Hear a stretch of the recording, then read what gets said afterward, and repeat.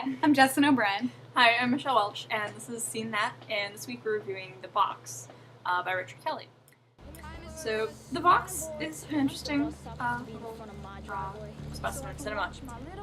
It's based on a short story by Richard Matheson called Button Button, and then also a Twilight Zone episode, and basically surrounds this story of a couple who are presented by this man who, Frank Langella, comes to their door, he's missing a chunk of his face, and says, I have a box for you. If you open it, here's a key, hit the button, somebody in the world who you don't know will die. 24 hours.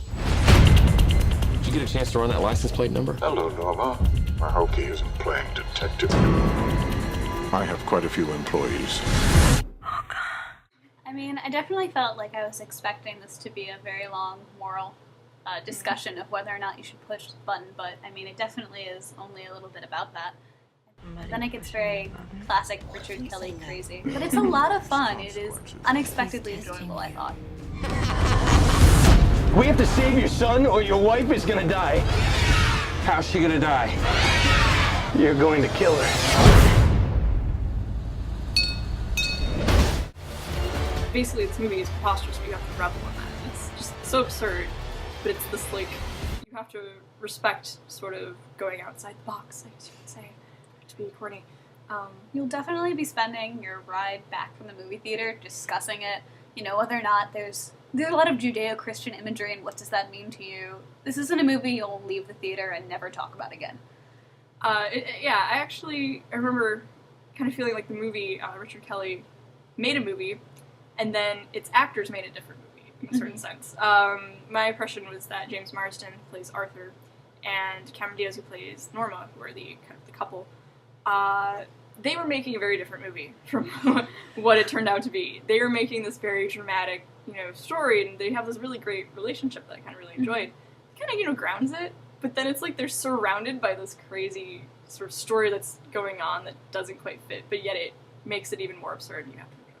And the music was a little too intense, at least for me. I agreed. Especially at the beginning. It was very much, this is the dramatic moment, which was a little forced, but later on you were like, this is the dramatic moment. Okay, it works. Yeah, so. my first impression is this is overkill. Yeah. The music's just like trying to say this is drama and scary and creepy and the weird. movie matched the music. Exactly. Like, you went to that place of drama, crazy, scary. At the end of it, you kind of appreciate the full package that you're getting of, like, the music is overdone, but so is the story, so is the acting, so is, like, everything. Even, like, the set design screams 1976. I mean, you've got, to talk about NASA in the background on the radio, on TV. Well, and her clothing is and his, very 1976. Yeah, exactly. I mean, there's so much emphasis on, like, this is what year it is. And I mean, the wallpaper and houses back then.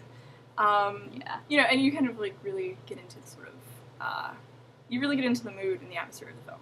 I really respect that. It took me somewhere, so. Yeah. It's fun. It's a little crazy.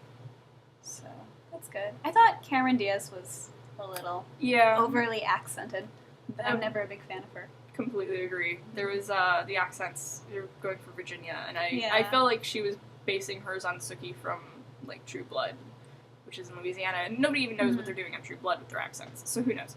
But, I mean, nevertheless, the accents, despite the accents, like, I thought they did a good job. I mean, I think that a maybe more talented actress probably would have been better for it.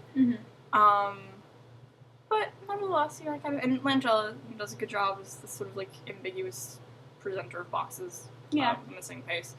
I mean, it has its faults, but, and admittedly, Richard Kelly is still kind of amateurish, but nevertheless, you have to kind of, like, you gotta go with it.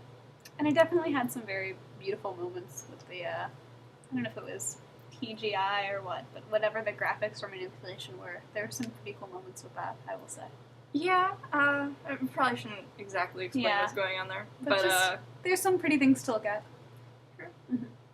So, I guess stay tuned. Next week we'll be doing 2012, so we'll probably rip into. The world will be destroyed, and Thoroughly. we better watch out.